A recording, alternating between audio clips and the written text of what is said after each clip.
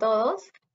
Bueno, por invitación de Gaceta Laboral, me toca el día de hoy presentar este seminario relacionado con las formas de contratación de personal directa e indirecta.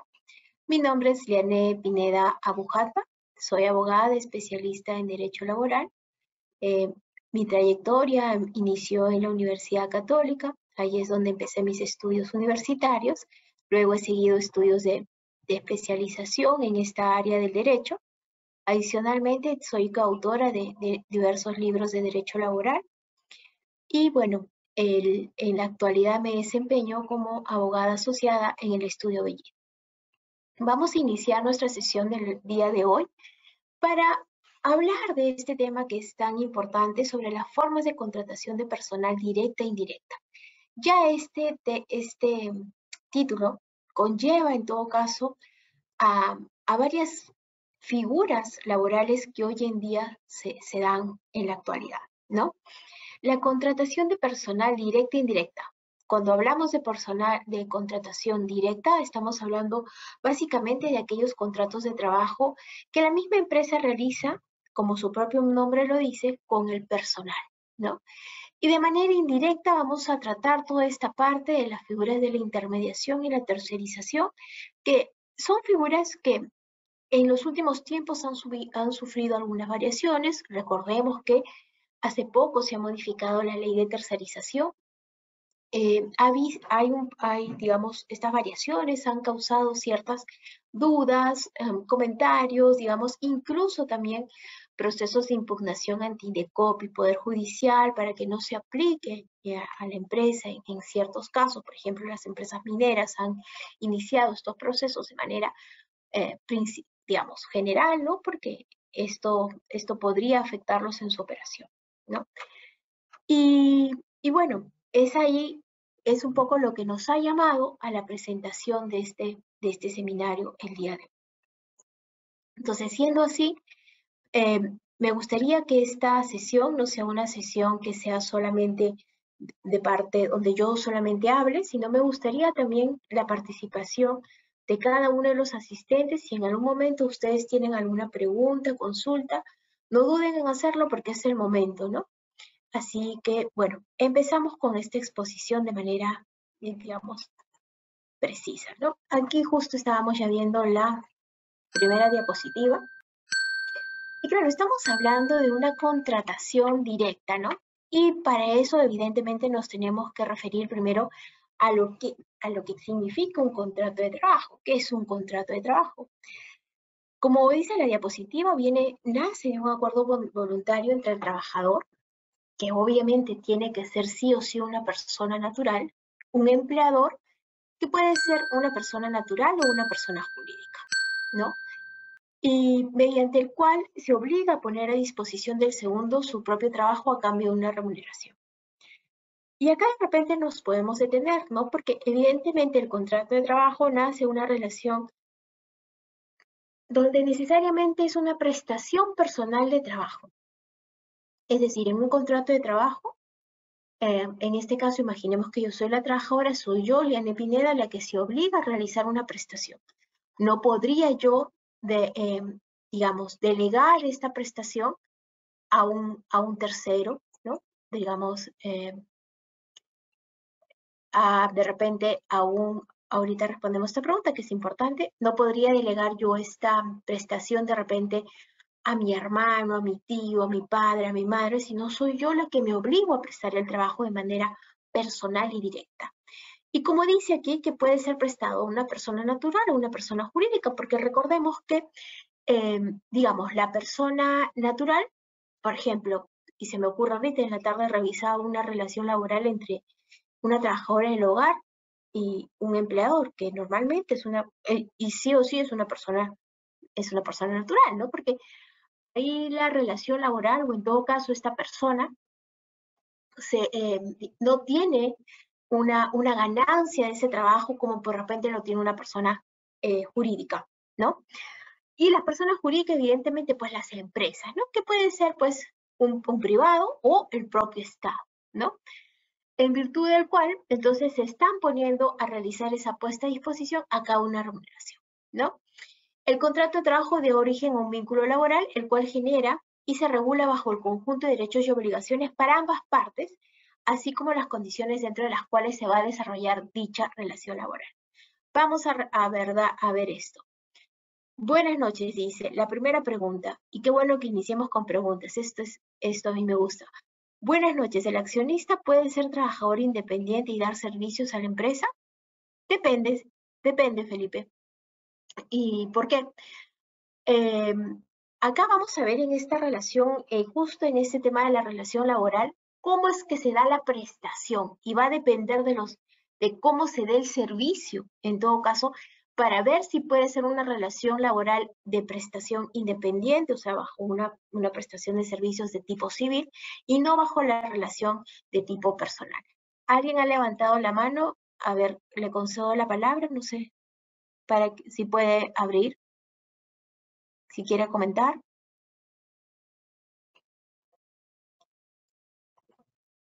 Wendy, Sheila. A ver, ¿quién ha levantado la mano? A ver, no sé si puedan levantar sus audios y les pediría que por favor efectúen la pregunta.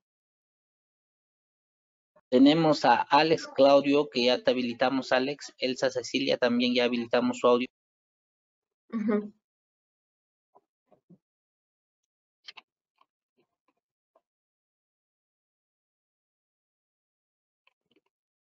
Los escuchamos. Sí, buenas noches. Quería hacer una consulta respecto a este tema. Quería saber, cuando una persona tiene un vínculo laboral y el patrón omite, ¿no?, brindarle boletas, brindarle beneficios sociales, ¿cuál es la acción que debería de tomar el trabajador? ¿Seguir laborando o retirarse? Ok, mira, lo primero que yo te diría, si es un trabajador al cual no le... Vamos a ver incluso en esta parte de la exposición, he previsto alguno de estos temas, que es un tema de la formalidad de estos contratos, pero para responder a tu pregunta y no dejarla así, digamos, en suspenso, lo que te puedo decir es lo siguiente. Si el trabajador, digamos, considera que el empleador no le está dando las obligaciones que tiene como empleador, porque acá dice es un conjunto de derechos y obligaciones, al primer lugar donde puede acudir para reivindicar esos derechos, obviamente es una firma, ¿no? Si ve que, y además yo recomendaría incluso que vaya a Sunafil, porque con Sunafil se puede, digamos, hacer una inspección de trabajo donde el inspector de trabajo va a verificar en todo caso si existe o no una relación laboral. Y esto es importante, porque en algún momento me ha pasado cuando he tenido que defender a un trabajador, ¿qué pasa esto, no? Lo que tú bien dices, hay empresas que a veces no son muy formales. Me pasó con un colegio, una persona que era profesora, y pasaba que nunca le habían dado boletas de trabajo. Es más, no le pagaban mediante bancos, sino le pagaban en efectivo, ¿no? A pesar de que tenemos un tema de la ley de bancarización y que así debería de regularse, pero le pagaban en efectivo, no le daban un recibo, etcétera. Entonces, para demostrar que había una relación laboral, la estrategia fue primero acudir a Sunafil para que Sunafil haga una verificación de que existe un vínculo laboral, y con esa acta de verificación de que existía el vínculo laboral, luego, ya en el devenir, la trabajadora decide finalizar el vínculo, no ya por otros temas, se da por hostilizada, se da por despedida, y ya con esa acta se pudo acudir al Poder Judicial para reivindicar su derecho y exigir todos los beneficios laborales que no recibía conforme a ley, ¿no? No sé si con eso absolví tu consulta. Sí, ¿Otra consulta?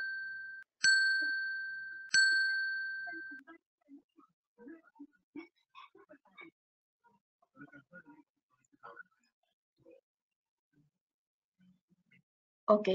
A ver, gerente general de una empresa también puede estar en planilla o recibo por honorarios. Rolf, mi respuesta sería la siguiente. Un gerente general sí o sí tiene que estar en la planilla por dos temas. Porque, digamos, siempre yo digo esto y lo vamos a ver ahorita en las próximas diapositivas, existen unos elementos esenciales de la relación laboral. y estos elementos de la relación laboral, uno de ellos es el tema de la subordinación. En un momento vamos a hablar propiamente de este tema. El tema de la subordinación, normalmente siempre uno dice, bueno, es que alguien ejerza, digamos, alguna orden y directriz hacia mí como trabajador, pero la subordinación también puede ser de arriba hacia abajo. El gerente general, por ejemplo, le da órdenes y directrices a los trabajadores, ¿no? O de repente al personal propiamente de la empresa, ¿no? Entonces, siendo así, si hay un poder de dirección, ¿no? Que va, digamos, siempre digo en el esquema, ¿no? De arriba hacia abajo, porque él es el que ejerce subordinación sobre el resto de trabajadores. Y bueno, y también por un tema incluso hasta tributario, ¿no? Porque si tienen una fiscalización por parte de SUNAT, obviamente se va a ver, o ya se ha visto varias situaciones en las que SUNAT determina que ahí hay una simulación y empiezan las sanciones por ese lado, ¿no?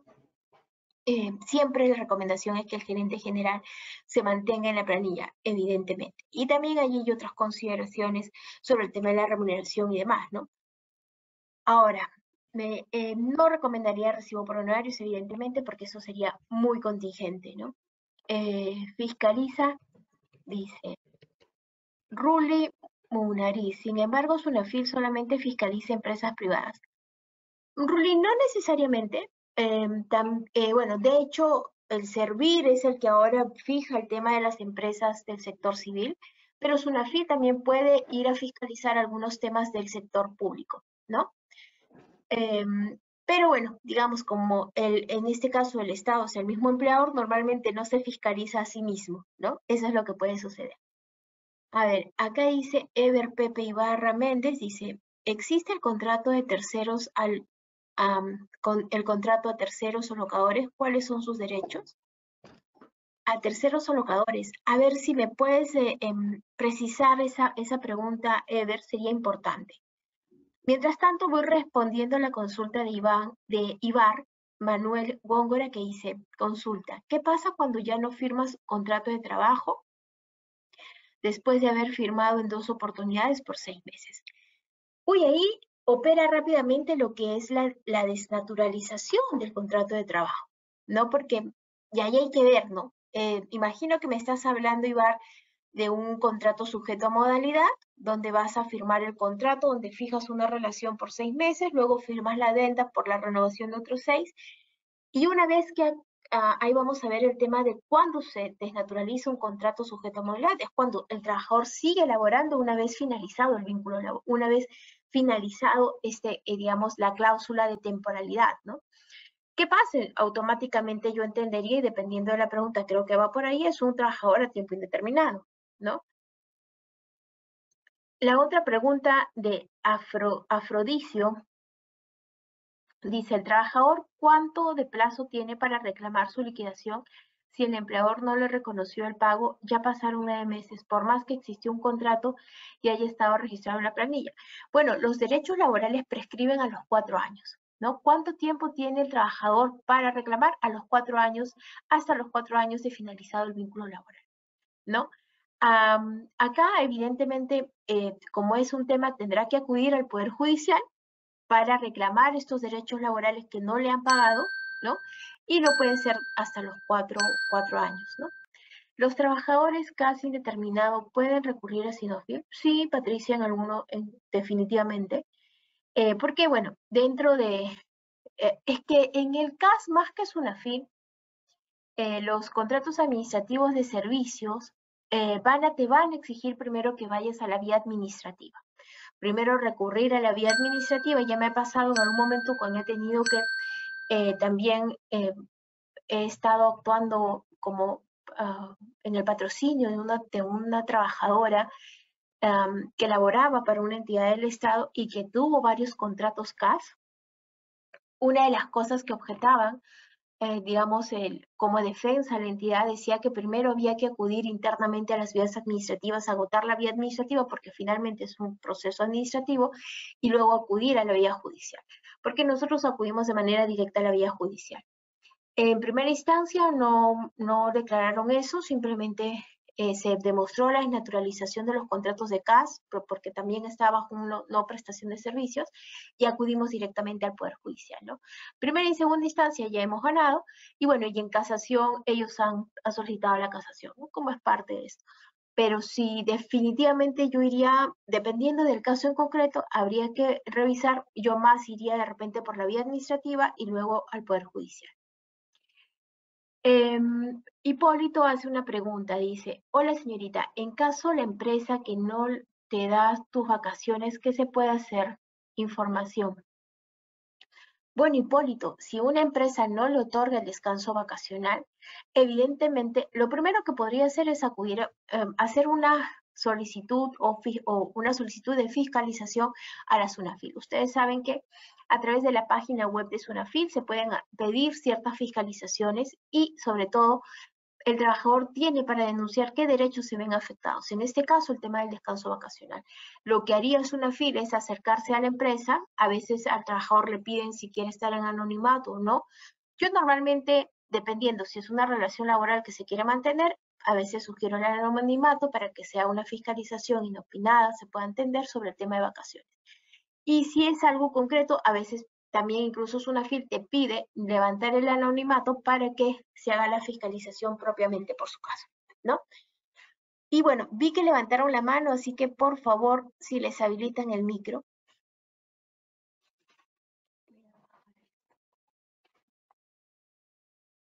Si me ayudan con habilitarles el micro, por favor.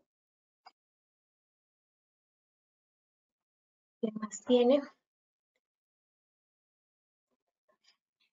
Otra pregunta mientras se les habilitan el micro dice, buenas noches. Uy, se me fue la... Vamos a responder al de arriba. Buenas noches, doctora. En los lugares alejados de la ciudad donde no llega SUNAFIL, ¿cuál es el procedimiento tanto en temas de despido arbitrario y beneficios laborales? Mira, si no llega la SUNAFIL, Rubén, a estos lugares, yo me iría de manera directa al Poder Judicial. Y acordarse que para impugnar un despido arbitrario hay que acudir dentro de los 30 días. Acá hay un tema también que la norma establece, ¿no? ¿Cuánto tiempo tiene un trabajador para impugnar un despido? De acuerdo a la ley, normalmente, de acuerdo a la ley, si vemos la ley tal cual está redactada, la ley te indica 30 días naturales luego del cese para impugnar ese despido arbitrario. Pero por jurisprudencia se ha establecido que esos 30 días no sean naturales, sino días hábiles. Si a mí me preguntas, porque también defiendo a trabajadores, normalmente yo soy bien conservador. Yo me voy más al tiempo de los naturales porque puede haber por ahí jueces que todavía no conocen mucho la jurisprudencia y pueden cuestionarme el tema de la caducidad. Pero la mayoría, si no es el 99.9% de jueces, ya se rige por esta jurisprudencia de los 30 días útiles, ¿ok? Y eso es lo que haría, ¿no? Definitivamente, si ya tengo ya mi caso planteado, directamente al Poder Judicial, debe haber el Poder Judicial en el lugar, ¿no? La otra pregunta de Arturo Marcelo Casanova dice, ¿es factible que el empleador se obligue a entregar un ejemplar del contrato 3, aun cuando se trate de un trabajador a plazo indeterminado a razón de ser una casación? ¿No sería vulneratorio ya que sostiene que la celebración del contrato a plazo indeterminado por lo general no requiere formalidad alguna? Sí, o sea, no se puede obligar al empleador a realizar digamos, la entrega de un contrato trabajo indeterminado, ¿no? Eso es cuestionable, como bien comentas, Arturo, porque la regla general en nuestro país es que los contratos laborales son a tiempo indeterminado. Excepcionalmente podemos usar los contratos sujetos a modalidad y para ello tenemos que tener la causa objetiva de la contratación. Si no tenemos la causa objetiva de la contratación, entonces no podemos usar ese contrato porque la regla es que sea indeterminado. Y como bien dices, o sea, la formalidad para el contrato a tiempo indeterminado no necesariamente tiene que ser escrita.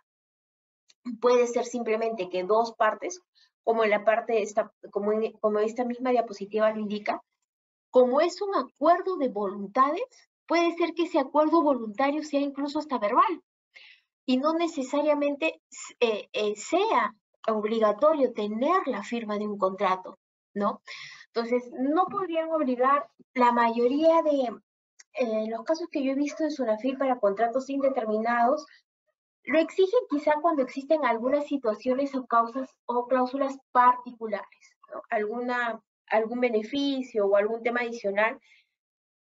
Por eso normalmente cuando las empresas que ya tienen contratos indeterminados y son empresas que empezaron pequeñitas y comienzan a crecer, yo a veces les digo, bueno, no tienes nada regulado, no tienes contrato, pero quieres regular algún tema específico, de repente algún convenio, alguna política, etcétera, para complementar eso, pero no podría. Lo que me dices de la casación, en realidad en el tema de jurisprudencia, no lo debería decir yo, pero en el tema jurisprudencial, lamentablemente tenemos como para botica, para todos los gustos, ¿no? Y mientras no sea un precedente vinculante, que entiendo no lo es porque no es algo que sea obligatorio, no estamos obligados a utilizar, ¿no? No sé si ahí estamos. Creo que ahí hemos absuelto. A ver, el Tribunal de Fiscalización dice, a ver, uy, ya me fui a muchos, creo que me he ido para acá. Arturo, bueno, ahora dice Juan, si viajo a otro país, ¿qué validez tiene mi contrato? Acá ya viene Juan Portocarrero. Pero si viajas a otro país, ¿en qué sentido? A ver, Juan, porque ahí estamos en una línea, de repente si estás bajo la modalidad de teletrabajo, no lo sé. Entonces allá habría que un poco ver este tema. A ver, Gene Llanos Vilca, ¿cómo se puede hacer un reclamo de beneficios sociales en caso de tener contratos en empresas vinculadas y me hayan contratado en cada uno más de 2 años? Bueno, en realidad ahí hay que hacer un contrato